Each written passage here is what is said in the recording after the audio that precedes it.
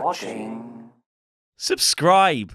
Hello, you're watching ScreenStalker, I'm Laurie Blake, and this is the gaming news. Have yourself a super click party by tapping like, hitting subscribe, and mauling the bell icon like you're a rabid dog to enable notifications, and leave a comment down below to answer our question of the day. Do you think there's any room for more Battle Royale style games alongside Fortnite? More on that in a bit, but first, with Respawn and EA having announced Jedi Fallen Order, an honest-to-goodness single-player Star Wars game that isn't cancelled yet, people have been getting misty-eyed over what could have been with some of the other actually cancelled Star Wars titles. Now, you may remember that less than 2 years ago, EA shuttered Uncharted creator Amy Hennig's story-based single-player Star Wars game that was codenamed Ragtag. The thinking being that AAA single-player games aren't popular anymore and they just don't sell enough to justify the cost of making them. Horizon Zero Dawn. Oh, God of War bless you, sir. Spider-Man. Then from EA we got Battlefront 2, a multiplayer game with loot boxes that would make EA infinite money. But it turned out that those very same loot boxes that work so well in titles like Overwatch and make Blizzard loads of money became a sort of double-ended Darth Maul lightsaber for EA because people hated their implementation, which sort of forced lots of backtracking and patching from the developers at DICE, but the damage was kind of already done, so the game just didn't perform as well as expected. So flash forward, and this weekend Apex Legends developer Respawn unveils Jedi Fallen Order, a single-player Star Wars game with no multiplayer, absolutely no loot boxes, proving once and for all that EA have their fingers on the pulse of a hand they cut off 2 years ago. But it seems like EA may have learned, and they're in fact owning up to their past transgressions with this tweet. No microtransactions, no loot boxes, and no, we won't be adding them. A single-player Star Wars story for those of you who are ready to become a Jedi. I was born ready. Naturally, this news then reached the ears of Amy Hennig, who spoke to Eurogamer at the Reboot Develop conference in Dubrovnik about what she made of the new game and all of this messaging around it. It's odd.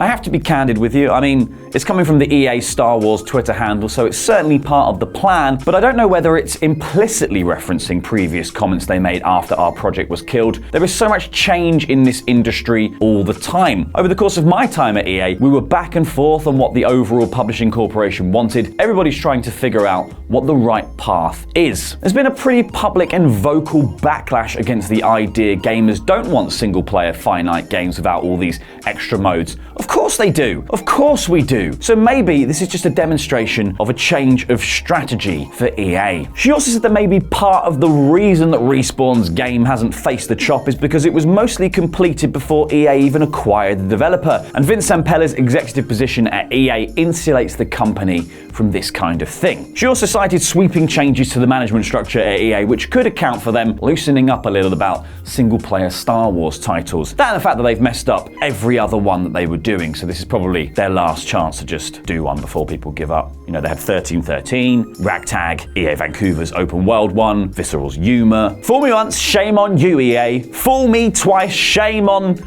still you, EA. Fool me 3 times, still you. Still you. Now, after sharing her feelings about Jedi Fallen Order, Hennig also revealed a few more details about what sort of game Ragtag would have been if it ever got made. She said that rather than starring a solo protagonist like Fallen Order who just has his droid buddy, Ragtag would have had, funnily enough, a ragtag group of adventurers. I had to take what I'd figured out for Uncharted in terms of deconstructing pulp adventure and say, alright, Star Wars is also in that category, but it has certain things that are distinct. Star Wars, not only do we cut between villains, but we also cut between multiple protagonists. So you still go, okay, Luke is the hero of the story, but when you look at Han and Leia, they're co-protagonists. And then you look at Rogue One, the animated show Rebels, those are ensemble stories. So I thought, okay, not only does that mean that we need really compelling AI for these characters so that you can work like a well-oiled team, particularly if it's a caper crew, but we were going to need playable characters in parallel sequences because that's how Star Wars works. You only accomplish your goals by working together or working in parallel or both. We would always point to the Death Star escape as the prime example of that. And the more you hear about it, the sadder this cancellation is really, because an Uncharted-styled Star Wars game with a compelling compelling cast of characters and a great interwoven, interlocking story would have been obvious, but obviously nobody wants that, right? And of course, Ragtag was plagued by various production woes, issues with the engine, teaching the new studio how to make an Uncharted-style game where they never made one before. And then on top of all that, you got a publisher being unconfident in single-player games whatsoever. All in all, it's just a hot mess. Now, if you're of a certain age, you probably had your mum or your grandma hand you some money and say, go see a Star Wars. But for the younger generation, it's much more likely to be, buy yourself a Fortnite. You can't buy a Fortnite, Grandma. It's free. Now, Battle Royale is easily the biggest genre in gaming right now, but its addictive, compelling last man standing gameplay also seems to be a metaphor for the genre as a whole, as hundreds of contenders step into the ring only to be knocked on their ass by Fortnite. Even the proliferation of attempts to shoehorn Battle Royale into every series has become something of a running joke. For April Fool's Day, the official Sonic the Hedgehog account tweeted, "Move over 100-man Battle Royales, the future is here. Action, PPV, MMO, survival, ARPG, FPS, dating sim. Heck, even Tetris has a battle royale now. A simple block-slotting, line-clearing game turned into a war in which 98 other players are crushed beneath the weight of coloured squares. It'd be like if Marie Kondo's tidying up slowly suffocated your neighbours with all of the clothes that didn't spark joy. But Tetris 99 is actually a bit of an outlier, a title that's proved very popular since its initial release and has a stable community of block jocks turning up on the reg to play it. Because even though it was always kind of a niche proposition, it had a fervent fan base already there. For other games, the same can't exactly be said. I mean, pick one out of Realm Royale, H1Z1, Ring of Elysium, Call of Duty's Blackout, or Battlefield 5's Firestorm, because one of them at least isn't lasting all of 2019.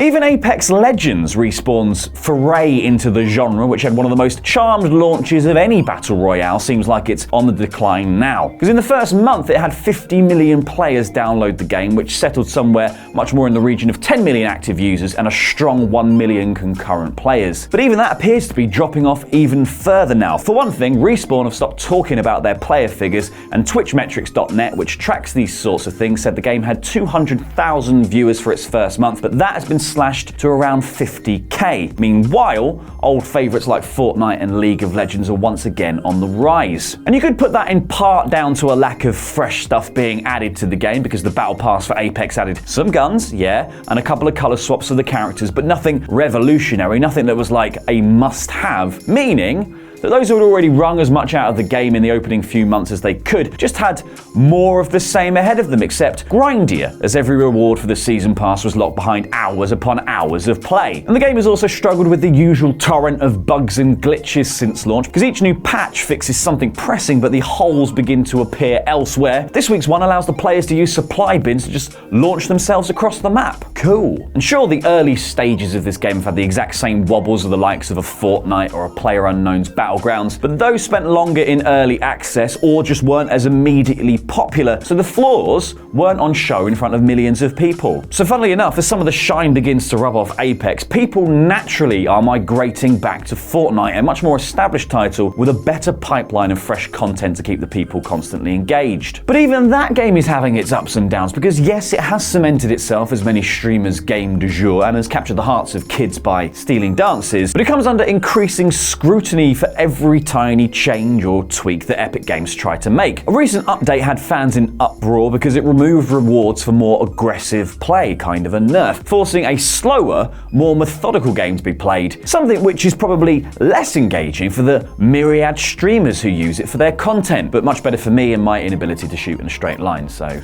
swings and roundabouts. But the level of scrutiny here is because overall, Fortnite's death grip on the genre seems to be unbreakable, and it could even be squeezing the life out of other Battle Royale titles. I mean, take Battlefield 5's Firestorm, which EA had the brilliant marketing idea to release just weeks after they released Apex Legends in the same genre for free. Idiots.